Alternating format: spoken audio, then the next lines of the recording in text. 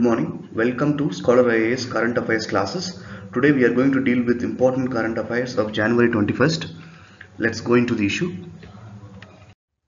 The first issue is with respect to basics of vaccine, and this particular topic is important in mains GS3 technology part, where they could ask what are the different phases of vaccine and how a vaccine is developed. All these questions can be asked. And coming to the topic, India has already provided authorization for the emergency use of Covishield and Covaxin. While this particular authorization is provided, few doctors, health workers and other people have been hesitant to take this vaccine. This particular behavior is called vaccine hesitancy. This vaccine hesitancy stems from the fact that they perceive that this particular vaccine will have dangerous side effects, and it is the responsibility of the government to allay the fears of the public and to educate them about the vaccine. And in this pursuit, it is very important to understand what is a vaccine and how it is developed and what are its immediate side effects, and is there any dangerous side effects a vaccine carries, who are the persons who need to administer vaccines first, and then who are the persons who should not administer vaccines. All these things we have to educate people so that this vaccine hesitancy will decrease.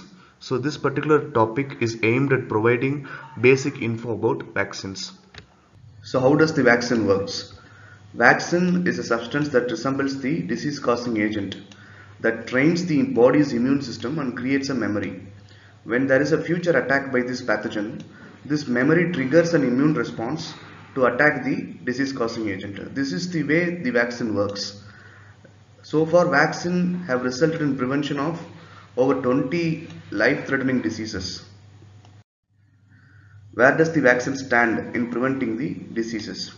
So far, we have seen that vaccines have been very useful with respect to eradicating smallpox. Right now, polio is at the stage of eradication because of the consistent effort that the countries in the South Asia and in the globe have put in. India's universal immunization program immunizes around 26 million child every year using vaccines, and it is estimated that every dollar spent on childhood vaccines adds $44 to the economy by ensuring that child grow up to be a healthy adult.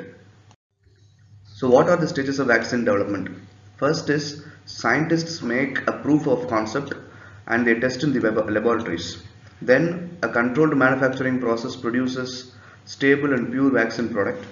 This product is tested on the animal models, then on the human.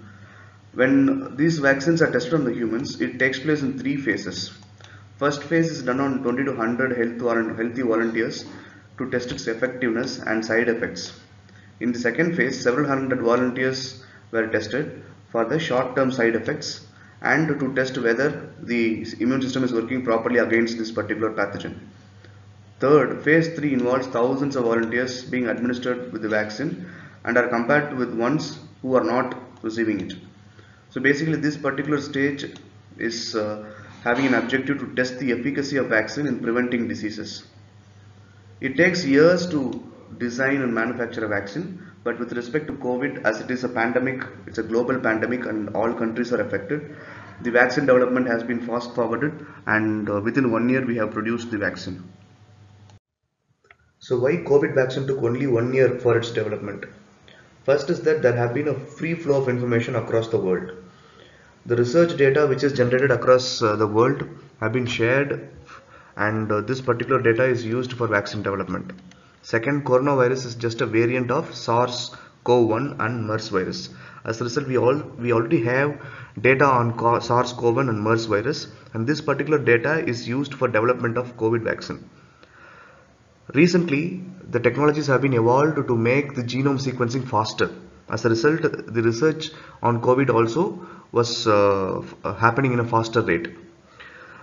Regulators have also allowed parallel phases of clinical testing and reviewing of data, which enabled several vaccines have been tested at the same time parallelly.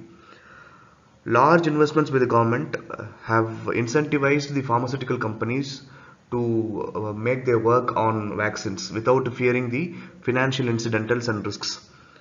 Also that every platform which have been used for vaccine production for other diseases have been utilized for production of COVID-19. So with respect to these platforms, we have to understand that it is not very easy to produce vaccines for the entire population of the world. Only when these platforms are used effectively, we can produce vaccines, and this is a properly executed idea across the world, and these are the reasons why COVID vaccine took only 1 year for its development.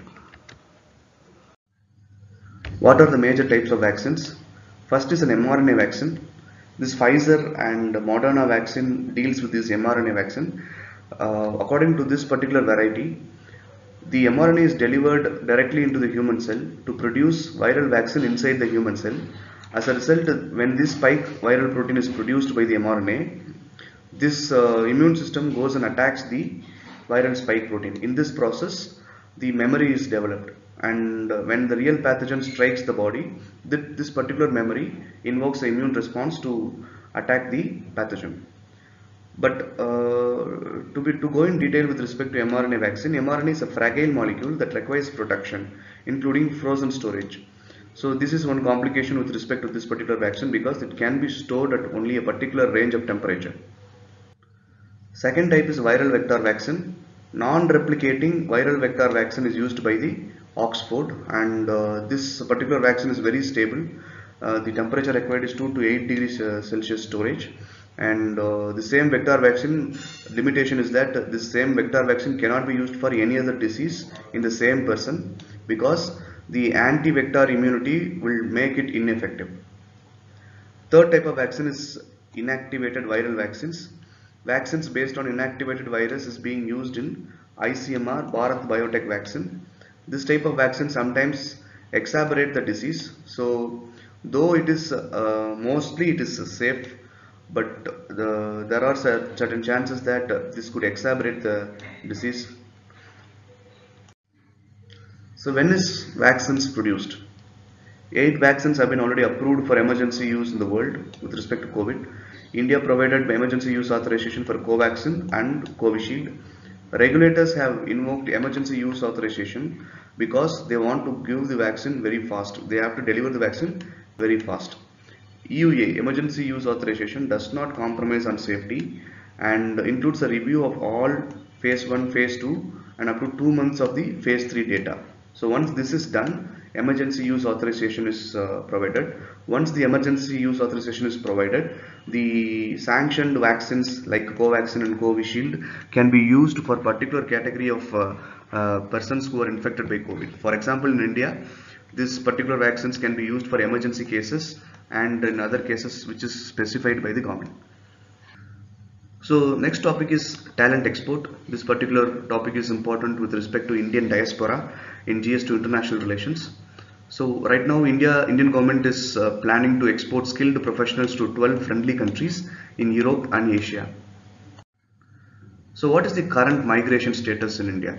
World Bank says that Indians working overseas sent back at least $76 billion in 2020, and also that the pandemic has created a huge opportunity for Indian nurses, paramedics and other health workers to work abroad.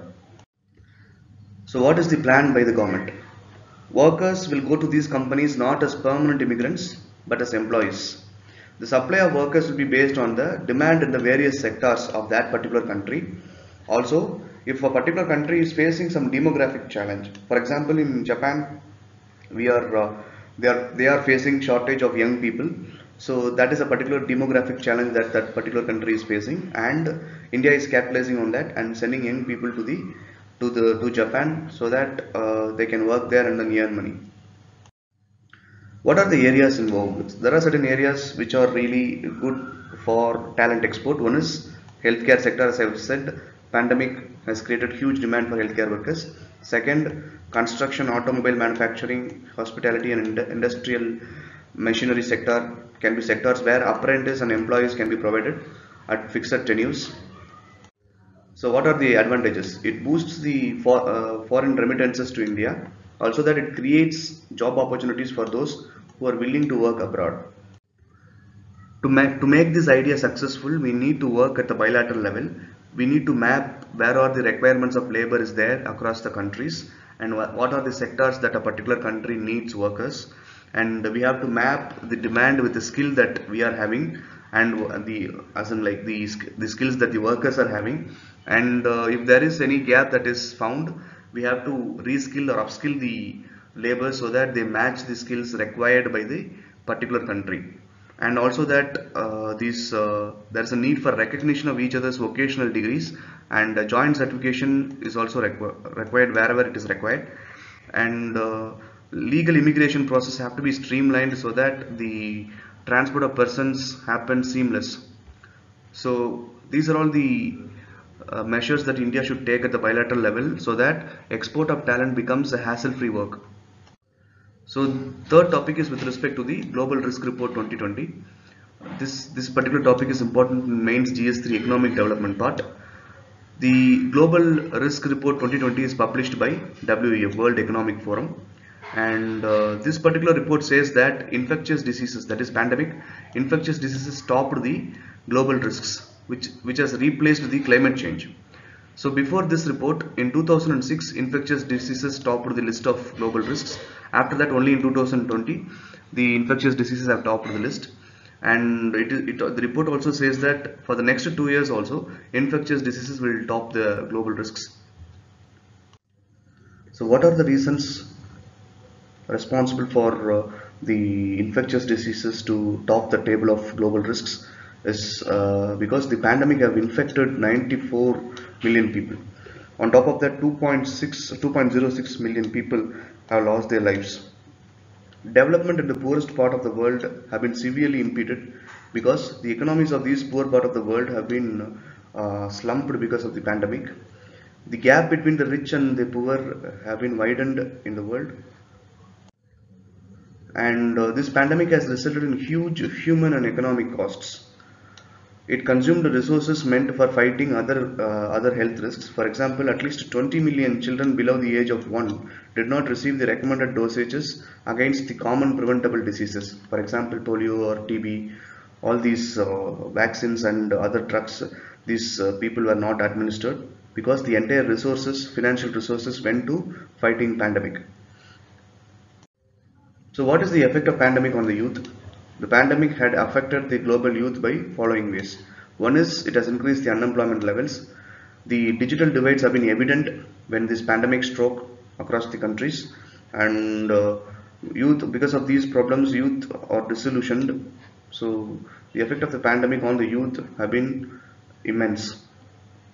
So the Global Risks Report by World Economic Forum has listed 12 new risks to the global risks.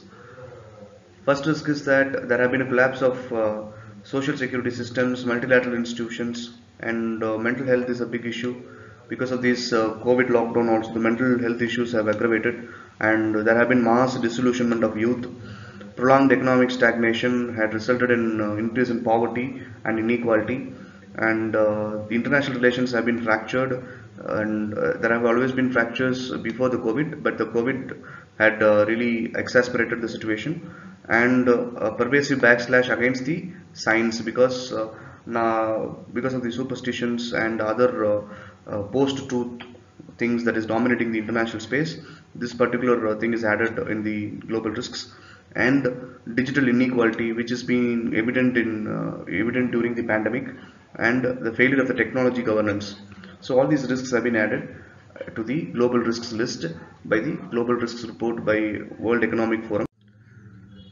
Also, World Economic Forum has said that the extreme weather is the topmost climate related risk, and this has been because of the failure of the climate change mitigation and adaptation.